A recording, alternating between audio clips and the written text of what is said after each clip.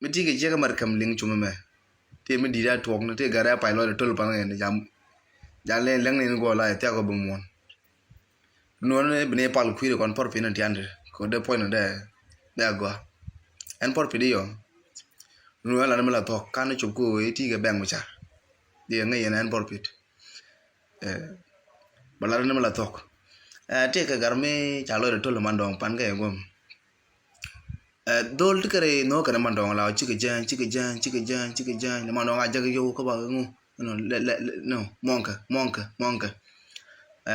for that time la dol tika klad ni chetu kwaro den te dul goro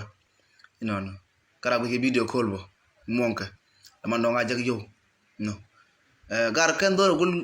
ko bin ko kan dor wier kan dor ngar ka man chali jim la bo point ba bom so ko ke melel dol yo no Chamandong jogo ta dul gora chaga kan guru deu ka gambele chajo no chewa gambele ta jeno mi cha dul gorun ga wor ka dit che dol wo ke gwa che dol ka dit mi dol chu ka dit che dol jor chien no che ko gwa te dore le mandong ka jag yo bo te gare no ga dien chamandong jon te me ta ko ka dis che dol wo gwa che la kol te ga pai bo no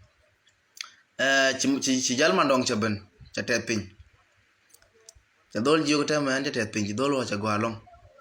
ci dol ko flower ke la ngwa dan be ko lo ke fort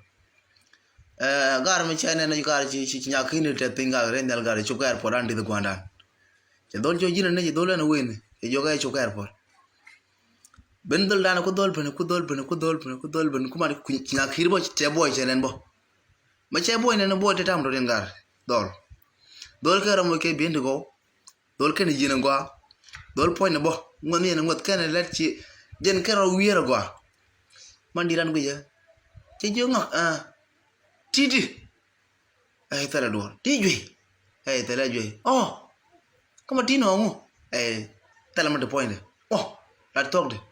tala dor ju nyaw te nga tidi dol tala dor nga dio tijwe ci tala jwe chu lem ni jirande chu mo ni dol yo jong ne o dol wal chu kan dak pini gar poro go kan dol ko dol yich no na me kwa kam yo ko to ne che ga mi jen go mi mala dol mo yo ko to ne dol po ne be daga be dol po ne be go no be dol bo ngar ke jim be mi ko kon mo go bo po ne be go bo podo pot yo mandong to de tigul bu nang na kane kwa nang ko mit no ku ci point yu pela mi jek ka janon tag yo ni jang wano ko jo ga na ko ku chal gu jila mutake jwe ko jumla wadi ndol yalla konten te ga chuga mamini cha ku ko 2020 poro konten men wan bu ga dak ana por video bare la na mala correct tok mala correct the man wan bu ga dak man wan dak no jira mo dolo ko ci man gam dak kene ko re ga tok la jima re ga tok ni chang re te ga do ya donkel ci yana ta man goro der mar ko ne pal mon goni wala ne ko ngar kan ka man jim ka man jimar kam dene ga dak dera mo goro mar ma to pitch da mar kan man dit dele ne man pal mon kel bene pal ko kidu ni ndol dal ngari man malkam bene goro amala tok dima maran chego. Thank you for your listening.